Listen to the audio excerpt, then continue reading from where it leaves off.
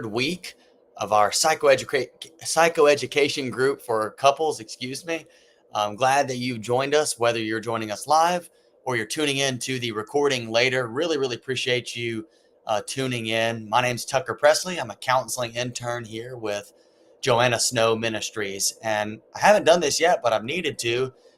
If you need counseling or you know someone who needs counseling, Joanna Ministries has you covered. We would love to work with you and help you through whatever you're going through. So if you need counseling, if you know somebody who needs counseling, please send them our way. We have a great team here with Joanna Ministries who can handle all types of presentations, anxiety, depression, trauma, so on and so forth, much more. So if you need counseling, please contact us. We'd love to get to know you and work with you. Again, have a great team here.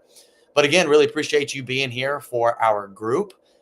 Excited about today. Last 2 weeks, first we looked at attachment styles.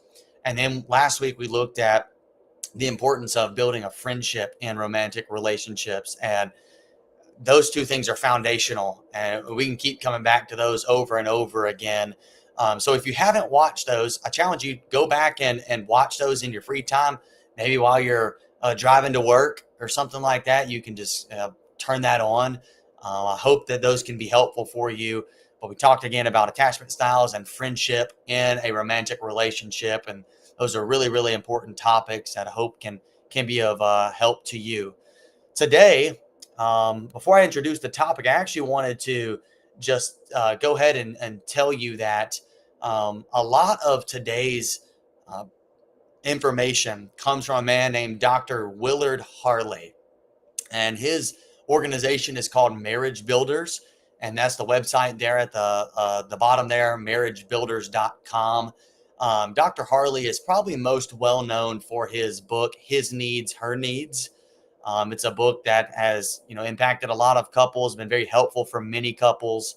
And you may know that book. He was the one who wrote that book.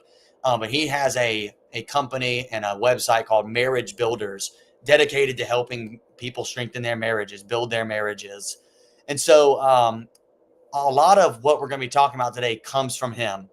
And I've adapted some of this, and I'm not using anything word for word from him. But basically, the framework for today comes from Dr. Willard Harley. And you can find all of this stuff on his website, marriagebuilders.com.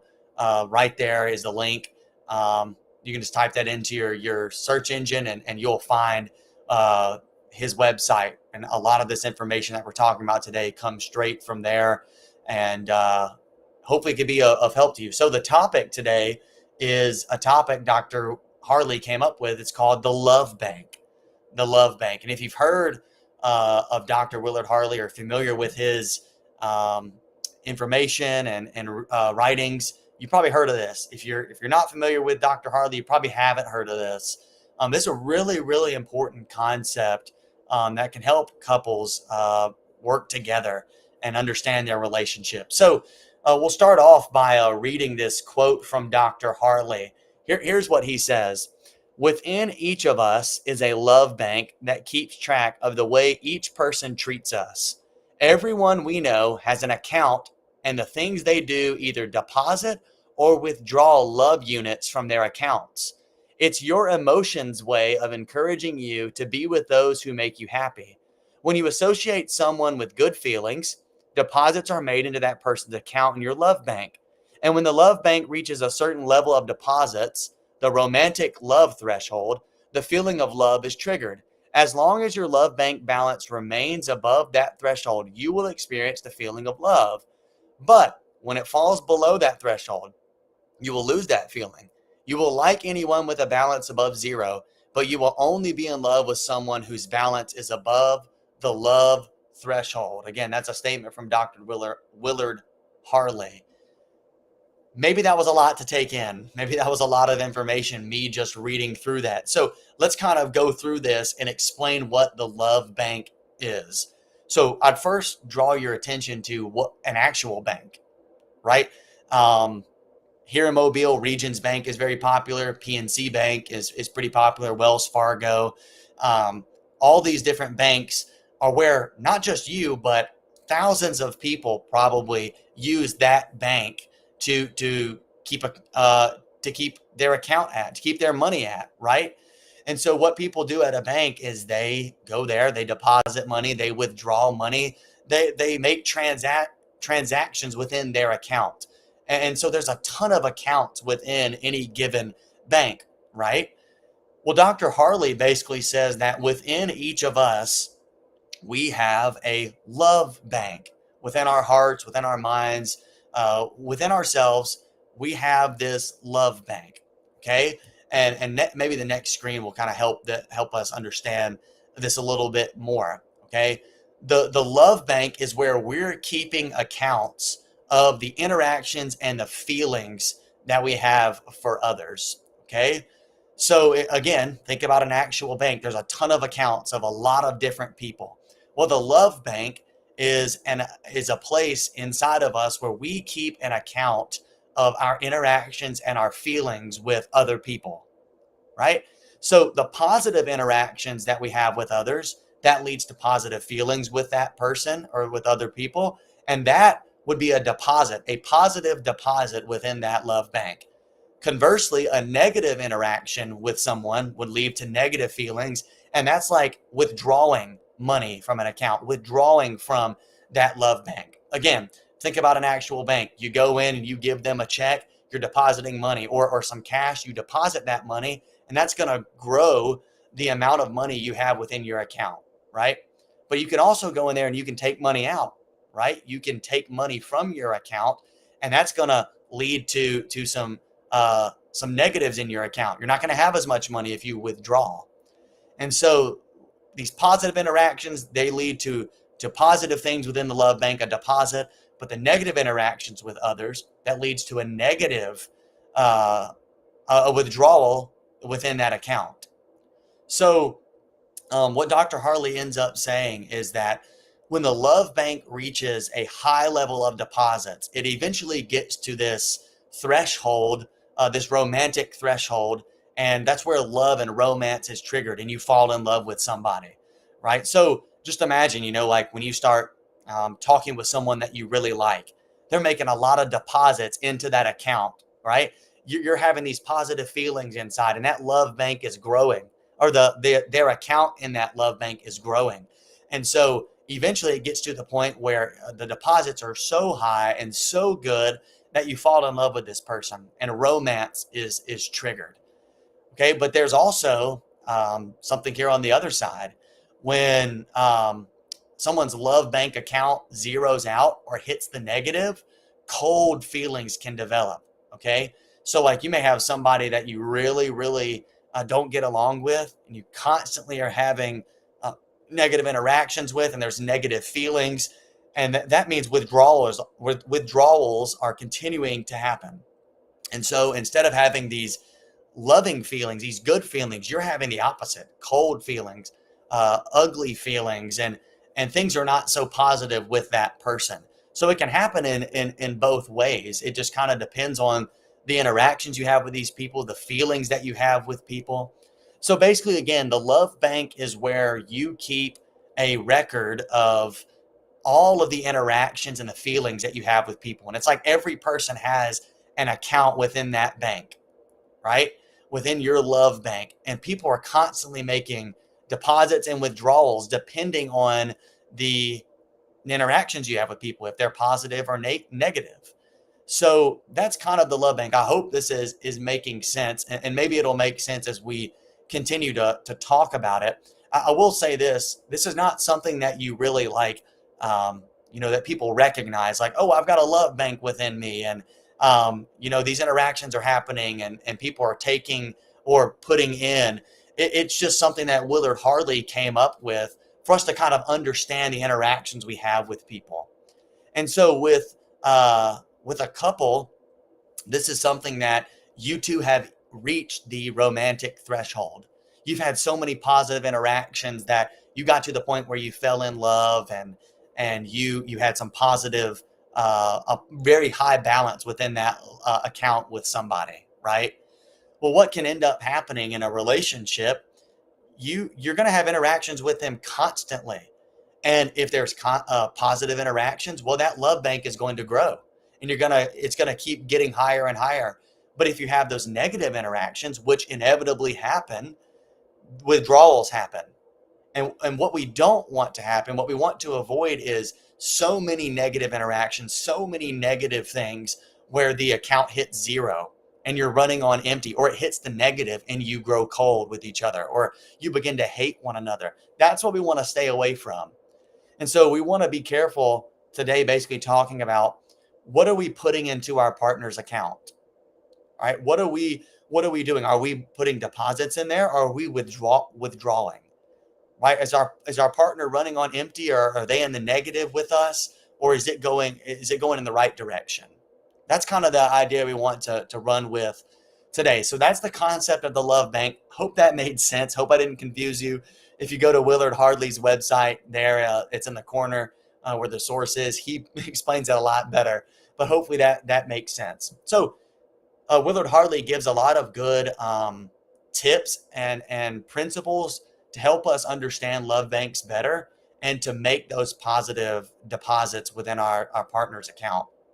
So the first thing you want to talk about is our behavior, because it's really, folks, our behavior that's going to make either the deposits or the withdrawals within the love bank account, right? It's what we do. It's the things that we do that are going to make those deposits or withdrawals. So think about it. Some of our behaviors are positive, and they're going to be those deposits within our partner's account. But some of our behaviors are very negative, and that's going to be a withdrawal within that account. So we really have to pay attention to our behaviors. So you think about the fact that too many negative behaviors are going to lead to an empty or negative love bank account balance, right? Just think about it. If you're constantly having negative interactions with your partner, and those negative feelings develop, it's like that love bank's going to be on that love bank account's going to be on empty. It's going to be at zero. It's going to be zeroed out, or it's going to be in the negative. And there's going to be some really, it's going to be really hard to work together if it's constantly negative, and there's constantly withdrawals from within that account. So what Willard Harley tries to draw people to is instincts and habits. There are some things that we have by instinct. It's just kind of who we are. Maybe it was passed on to us by parents, or maybe there's just some things that all of us humans kind of do by instinct. Sometimes we just kind of are selfish by instinct. But there are other things that we have that we learn.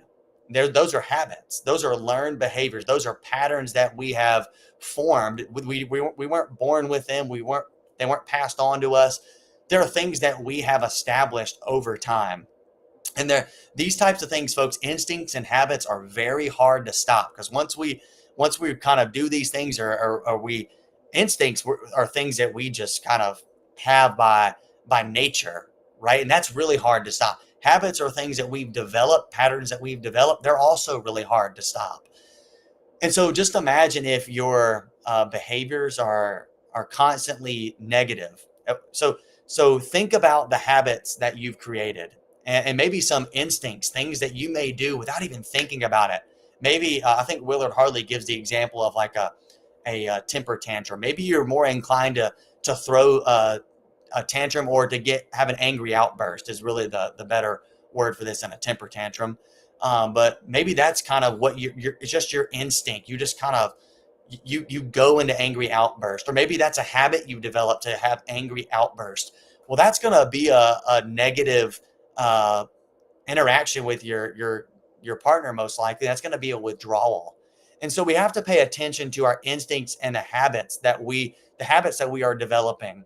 And we can change those things, or we can work with those things in ways to handle them a little bit better, because we want to develop good habits, and we want to do things that are going to put positive we're going to want to put deposits within our partner's account. And so we have to pay attention to the things that we're doing regularly. What are we doing regularly? What are the things that we do without even thinking about it? What are the patterns that we have created within our relationship? Are they positive? Are they negative? And if they're negative, we want to work to try to recognize that, and to mitigate the negative things. And so you can stop habits. You can you kind of repress those instincts. And some of these other things that we talk about hopefully can help with that. But that's the first thing he kind of talks about. The second thing Willard Harley points to are love destroyers. He actually calls them love busters. But these are kind of, again, behaviors. And really, these are focusing on the destructive behaviors within a relationship. There are some behaviors, folks, that are going to destroy a relationship, that are going to really, really damage a relationship and be like withdrawals all the time. And that's things like disrespect, dishonesty are two examples of that, right? If you're constantly disrespectful or you're dishonest with your significant other, it's going to be really, really hard to have a good relationship, right? That's going to really, really destroy the trust that you have in the relationship. It's going to really damage the love and the positive feelings you have with one another if you're constantly disrespecting, if you're constantly being dishonest. And there's other behaviors that could be destructive to a relationship. And these are just a couple of examples. Um, these behaviors are going to destroy the feeling of love in a relationship. It's just how it is. And so we have to be careful with these things. And I'm not saying if you're disrespectful one time that you're just never gonna have a good relationship, because sometimes that we may disrespect one another. But if these things are constantly showing up, that's the problem. That's when the love can really be busted or destroyed, as if these things are constantly showing up. And so there's a lot of different behaviors. Again, go online and just look at some of these things that he talks about as love destroyers. But we've got to be careful, because here's the thing, that last point, we need to be protecting our partner, not hurting our partner, right? Like, we don't need to be engaging in destructive behaviors, things that are going to destroy our love. That's the opposite of what we want to do with our partner. And so we're supposed to be protecting our partner, supposed to be keeping them safe. And we don't want to do things that are the opposite of that, right? So there are some behaviors that absolutely can damage and even destroy your love. So think about that and be mindful. Am I engaging any things that could be destroying our love, that could be breaking our love up, right? So those are kind of the first things that we're thinking about. And again, these things, the love destroyers, would be like withdrawals within that love bank account. So the next thing, and I would say probably this is the most important thing, at least in my mind. Willard Harley may say something different. Others may say something different, but I think this one is critical. This is so important. Emotional needs. Are your partner's emotional needs being met? Okay. Every single person has emotional needs that must be met. And Willard Harley has like a list of like 11 or 10 or 11 or 12 of them. But here's a few examples: affection, admiration, family, commitment. Those are just some examples of emotional needs. In essence, there are certain things that each person, they feel that it's really, really important to them. Some people really need affection. Some people really need to be admired. Some people really value family commitment. Are we meeting those needs for our partner? Right? Are we meeting those needs for our loved ones? If our partner needs affection, are we giving them the affection that they need? If emotional needs go unmet, the love bank will be depleted. Right? You think about it. If you are attentive to your partner's emotional needs, that's like making those deposits. That's like putting those deposits within that love bank. But if you're never doing that, it's like there's no deposits being made there. And likely the opposite is happening, where bad things are happening, and negative withdrawals are taking place. And so we can't just neglect our partner's emotional needs. So you got to first find out what yours and your partner's most important emotional needs are, and then you got to meet them. You've got to do things that are going to meet those emotional needs of your partner. So Willard Harley, I would direct you to his website, the marriagebuilders.com website. He actually has a questionnaire where you can fill out this. Again, just fill out the questionnaire, and it will tell you what your emotional needs are. What are the most important emotional needs for you? And again, there's several. There's like affection, admiration, family commitment. I think financial support is on there, and many others. And it'll tell you which one is your emotional needs. And then Once you know that, you've got the knowledge now to know, okay, here's how I need to meet my partner's emotional needs. All right, they need that my admiration. Well, I need to give them my admiration more. And that will give those deposits within that love bank. But what ends up happening is we may sometimes miss out on meeting our partner's emotional needs. And it's like we're never making a deposit in their account. They're running on empty. So this one is really, really important. So it's at this point too that I think it's really important to mention love languages. Love languages. So this one is not by Dr. Willard Harley. Dr. Gary Chapman is the one who uh, came up with the five love languages. I said most of our stuff would be by Dr. Willard Harley today, but we're taking a little detour for just a second because this is, I think, plays right into this meeting the emotional needs and the withdrawing and the depositing within the love bank account. Dr. Gary Chapman is also a relationship expert similar to Willard Harley. He wrote the book Five Love Languages, also has a website, The Five Love Languages. It's right there on the screen for you if you want to go there and look at that website, the resources there. And I'd direct you there too, because you can take a quiz where you can find out what your love language is. So basically, what Dr. Gary Chapman said is that each of us speaks a love language. Each of us has a way of expressing our love and feeling love, and that's just kind of how it is for every single person. That they may have a different way. Your partner may have a different way of how they feel loved and how they express love, and that's basically the premise of this. That there's different love languages. We may speak a different love language than somebody. We may have the same love language as somebody else, but here are the five love languages on the on the next screen. Number one is acts of service. Number two is physical touch. Number three is quality time. Four is receiving gifts. And five is words of affirmation. So these are the five love languages that Dr. Gary Chapman came up with. And basically, again, what he says is that people fall in one of these categories. And I think there may be like a secondary love language too. Like you have a primary one, then you have a secondary one. But basically, we all feel most loved in one of these ways. And we also express love best in one of these ways. So if yours is acts of service, well, then you really feel most loved when your partner does little acts of service. Maybe it's like cleaning up the house. Maybe it's fixing something on your car for you. Maybe it's going out of their way to do something for the family or for you. Little acts of service can go a long way for you, and big acts of service as well. But it's just what when a partner chips in and does something to serve you basically and serve the family, you really feel loved. Physical touch, I think that's pretty self-explanatory. Some people feel most loved when their partner holds their hand, when their partner gives them a hug, gives them a kiss, or cuddles with them. That's how some people feel most loved. Some people feel most loved with quality time, with spending time with undivided attention with their partner. And that could be a lot of different things. That could be going on a vacation. That could be going on a trip together. But it could be something simple as going on a date or just spending the night together, watching a movie and hanging out. Some some feel most love receiving gifts. And that's not just like birthdays or Christmas. It could be like bringing someone flowers. It could be bringing them a box of chocolates or just surprising them with something here and there. That's how people feel. Some people feel most loved.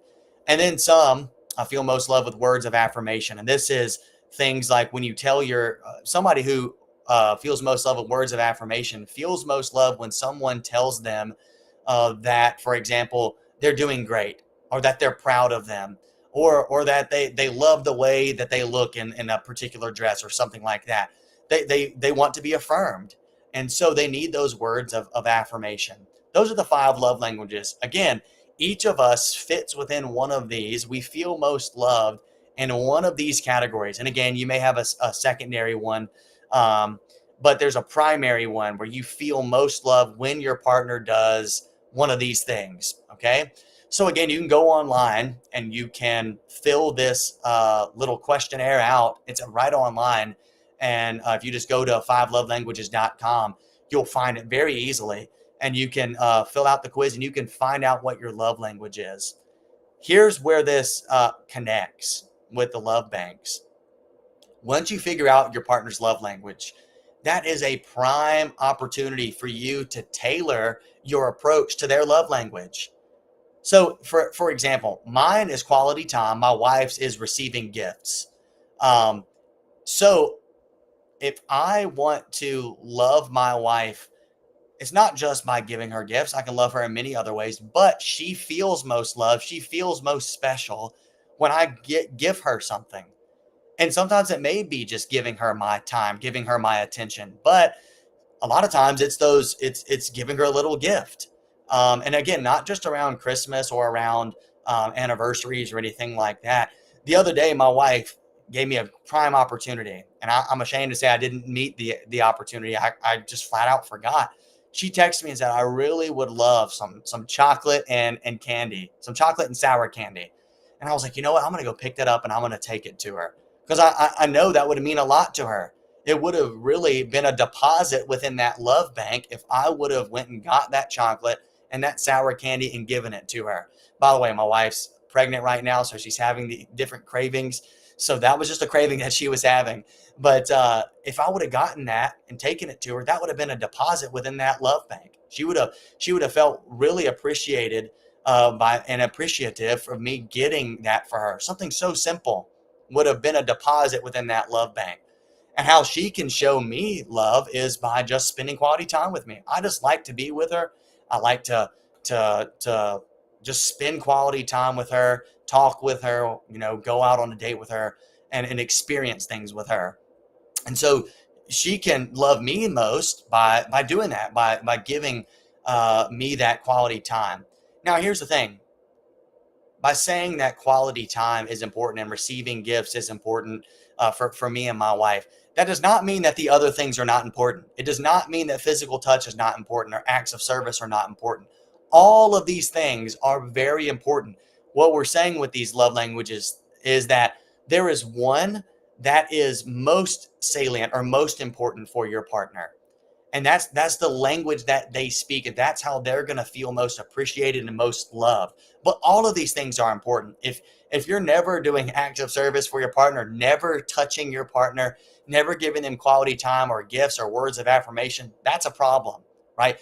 All of these things are important, but there are particular categories or particular language. There's a particular language that your partner speaks, and you need to know that, and you need to tailor your approach to that. Because think about it.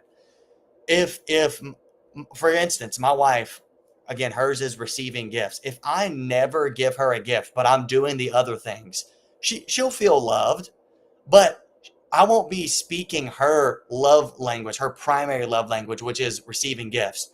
She won't feel as loved or most loved if I neglect giving her gifts. Right. And again, think about it from the other perspective. Mine's quality time. If my wife is doing things around the house, the acts of service, or giving me gifts, I'm really going to appreciate that. I really am. But what I want most is to spend time with her. And if I never got that, then I'd really appreciate the other things, but I'd really be missing out on that quality time. So all of these are important, but again, there's one that is most important that we need to be meeting for our partner. And if we're neglecting that, well, we're not making the most positive deposits within that love bank account. Hope this is making sense again. These guys they definitely explain it a lot better. So I would encourage you to go to Dr. Harley and Dr. Chapman's websites and get their books and read them. Those are some resources that can really be helpful for you and your partner. But the love languages, very, very important, I think play right into meeting emotional needs. Again, go find out what your partner's most what important emotional needs are and start meeting them. Start doing things that are making deposits within that love bank. This is something so simple that you can do. Figure out the love language, figure out their emotional need, and meet them. All right. That's the next one. Now we're getting back to Willard Harley stuff here. He has a few more principles we want to get to. And again, this is Willard Harley, back to his stuff with marriagebuilders.com. His next principle is undivided attention. So, folks, every couple needs quality alone time. Again, that is one of the love languages. It's important for every couple. Every couple needs quality alone time. And if you have kids, that means even away from your kids. I'm not saying you can't ever be with your kids. You need to, you have to, but you also have to have time with one another. Spending quality time together actually guards from neglecting one another. And that's just a very simple principle. Like, you think about it, if you never spend time with one another, if you're never alone, if you never have quality time together, if you're always distracted when you're with each other, when you do get alone, you're distracted, then it's more likely that you're going to neglect one another. That you're not going to know how to meet one another's needs. You're not going to know one another deeply if you're not spending that quality time together. And that's when we were talking about last week, friendship. We talked about building friendship in a relationship, and that can start by just spending time together and getting to know one another. And if you're not doing that, odds are that you're probably going to be neglecting one another. And there's not going to be positive deposits made within that love bank account. You need that. You need that time with one another. Undivided attention, putting the distractions away and really spending time with each other. Willard Harley also focuses heavily on not replacing quality alone time with other life responsibilities. So if I'm not mistaken, and check me on this, y'all, you can go to our website, but I'm pretty sure that he says couples need to be spending 15 hours a week alone. 15 hours a week alone. And you may say, oh, that's just impossible. I can't do that because I got my job. I've got sports with my kids. I've got other life responsibilities. There's no way we can do that. And basically what he says is, are you putting other things as a priority in front of your relationship with your spouse? Don't do that if you are, right? That needs to be most important, is your relationship with your spouse. In terms of your relationships, that relationship should be the most important. And we don't need to be replacing it with things like our work. That's important. Work is important, but not as important as your relationship with your spouse. Not as important as a commitment you made to love them. And so don't let things get in the way of spending quality time with your partner. That's what ends up happening, is we let things creep in and infiltrate our relationship and our alone time together. And we start putting priority on other things aside from our relationship with our spouse, with our partner. And folks, don't do that. Spend that quality time together. Make it a point to be together with undivided attention. And odds are, when you do that, you are going to be making positive deposits within that love bank account. All right, so undivided attention, really, really important. The next one is joint agreement. So Willard Harley really focuses heavily on talking to your partner and get their agreement before doing anything, right? A lot of times within a relationship, we might make decisions independent of our partner. And we're not, what we're not talking about here is things like, okay, what socks are you going to wear today? Like, obviously you can make those types of decisions on your own, but there are some decisions that are a little bit bigger, that are a little bit more important. And with those type of decisions, you need to talk to your partner and get their agreement before you do that, right? You need to talk to them, because a lot of times maybe we just go off and we just do things without getting our partner's approval, and that can cause some discord. That can cause some strife within a relationship.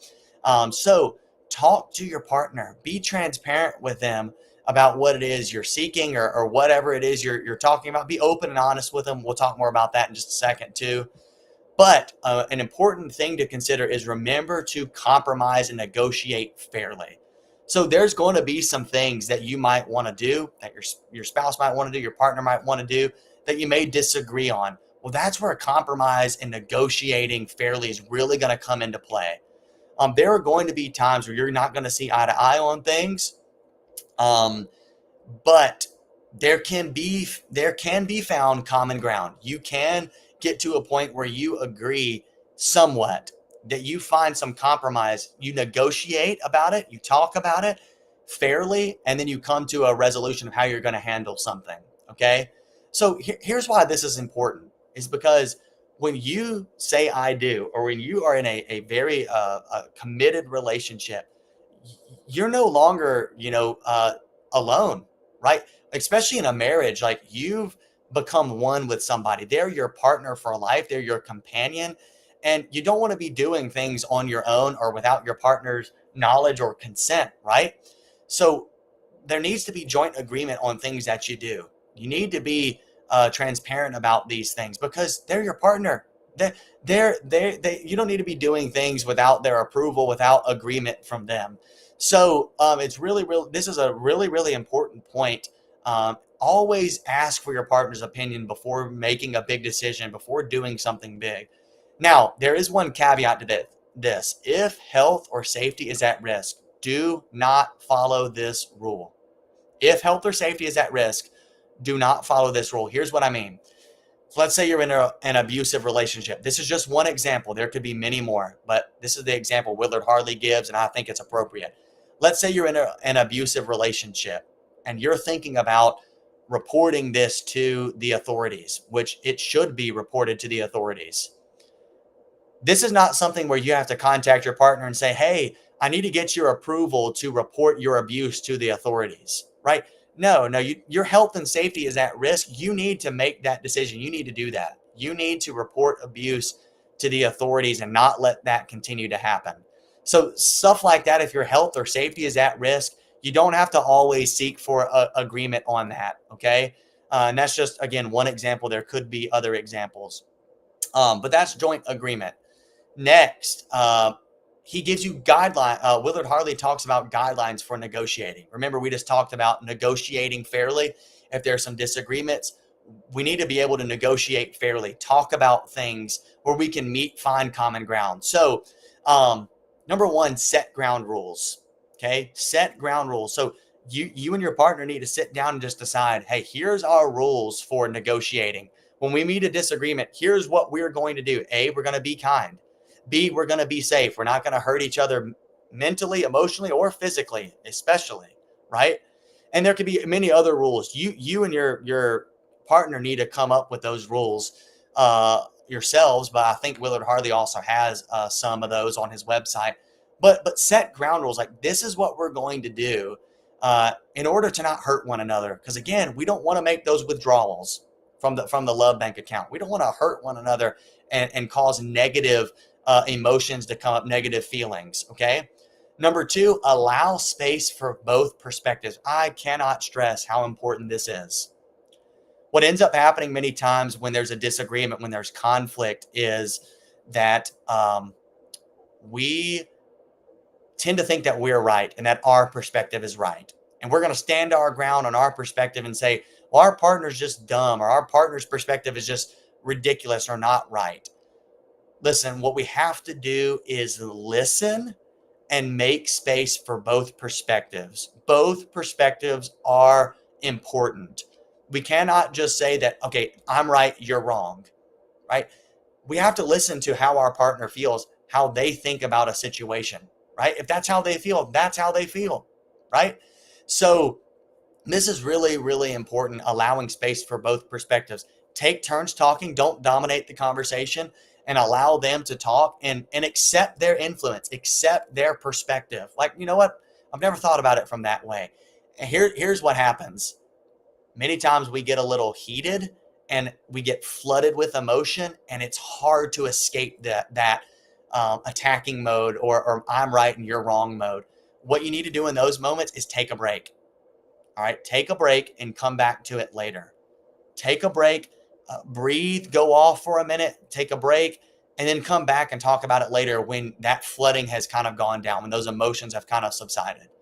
The next thing he talks about is brainstorming solutions that will make you both happy. What you may need to do is separate for a little bit, or you can do this together. Brainstorm, okay, if we're disagreeing, what are some things that we can do to get on the same page? Or what are some things that we can maybe we don't agree 100% on this, but it's the best option. So brainstorm some ideas for some solutions that are going to make you both happy, where you can both meet on middle ground. And then Choose the solution that best meets mutual agreement, right? And what Willard Harley is trying to say here is that we need to try to come up with solutions to our disagreements that are going to be fair for both of us, that are going to be something that we can both agree with. Because what we don't want to happen is one partner is getting their way and one partner never is, right? I can really cause some negative feelings and withdrawals within that love bank account. So brainstorm those solutions and then choose the solution that's going to be best for the couple for mutual agreement. All right. So that's the guidelines for negotiation for when you kind of have some disagreements and you need to talk it out. Next is honesty. Just a few more here. Honesty. Folks, honesty is key in any relationship. This is such an important point. Um, Honesty is really how you and your partner come to understand each other and trust each other, right? If you're constantly dishonest and you're hiding things, you can never really know, or your partner can never really know you. Your partner can never really trust you if you're hiding things. So it's so very important to be open and honest with one another. Be genuine, be open and honest about everything, folks. Secrets and hidden parts of ourselves are only going to complicate a relationship in the long run, right? By the way, you can only be dishonest for so long. Eventually, that's going to catch up with you, and that is going to be a huge withdrawal within that love bank account if you're dishonest, if that dishonesty is found out. So we can't hide things from our partner. We need to know everything about our partner. We need to be open and honest with our partner, not hide things. And just think about if any relationship, if you're lying, if you're dishonest, if you're not open, it's going to be really, really hard to love somebody fully if you're always dishonest, if you're not open. In fact, I'd say it's probably impossible to love somebody the way you need to if you're going to be dishonest. So don't hide things, let it out. And I know there are some things that you think, well, if I let this out, where it's going to hurt my partner. Well, it might in the moment, but in down the line, they'll appreciate your honesty with them by being open and honest and saying, I really just want to be honest with you. I really want to not hide things from you. Um, so honesty is key to any relationship, being open and honest, and that's going to build that trust. That's going to build how you know one another, right? By not hiding things, by not being dishonest. Next is giving and taking. So Willard Harley talks about being dominated by giving. He calls that the giver. And then sometimes we're dominated by taking. He calls that the taker. Okay. So basically what he says is sometimes we're dominated by giving, where some people, and sometimes we can bounce between these two, by the way. Sometimes we're in a giving mode where we will do whatever we can to make our partner happy, even if it makes us unhappy, right? And that's the giver. And some people are in that mode. Well, they're doing whatever they can to make their partner happy, even if it makes them unhappy. But other times we may be dominated by the taker, by taking, that we want so much, right? Where we're constantly looking out for ourselves, like, hey, what can I get from this? What can I take, right? It's kind of like a selfish thing, a prideful thing. Um, Too much of either of these in a romantic relationship is detrimental. Okay, too much of these in a romantic relationship is detrimental. Why? Well, that's the final 2 points there. If you're constantly giving, you're going to neglect your own needs. Think about it this way. If somebody is constantly giving to their partner, trying to make them happy, I'll do whatever it takes to make them happy, even if it makes me unhappy, right? You're at the point where you're neglecting your own needs and neglecting that your needs need to be taken care of, right? And that's unhealthy. Everybody has emotional needs that need to be met. And folks, this is not a selfish thing, by the way. This is not, okay, you have to meet my emotional needs or else. Or, hey, I have to have all this from you, right? Remember, that's kind of getting into the taker mode where that's too much of the taker is bad as well. There needs to be a balance between these two, because everybody has emotional needs that need to be met. And if they're not met, folks, that's like running on empty in the love bank, right? That's like trying to make things work, right? But your needs aren't being met, that's going to be really, really hard. Okay. So everybody has needs that need to be met. And if you're constantly giving to the point where, hey, I'll do whatever it takes, even if I'm unhappy, well, you've neglected your own needs and you're wearing yourself out. But on the other side, if you're constantly taking, what's going to happen? You're going to neglect your partner's needs, right? If you're constantly looking out, okay, I will do whatever it takes to be happy, even if it makes my partner unhappy. That's what the taker says. I forgot to mention that. The taker says, I'll do whatever it takes to be happy, even if it makes my partner unhappy. So I've got to get from me. I've got to do whatever it can, whatever it takes to be happy, and get my partner to do whatever it takes for me to be happy. Right. Well, then what's going to happen? You're focusing on yourself so much that you're neglecting your partner's needs, and they're now going to be running on empty. You're now withdrawing from their account. So we've got to find a balance where we are helpfully giving to our partner and our partner is helpfully giving to us. Right. That's where we want to get to. Right. And again, I want to warn about pride in a relationship. This pride and selfishness can destroy a relationship. If you're too focused on yourself and what you can get, that is a huge problem. But it can get to the point where you are only focusing on what you can give and your partner's never giving back to you. That can be really unhealthy because your emotional needs are going to go unmet and you're going to be neglected.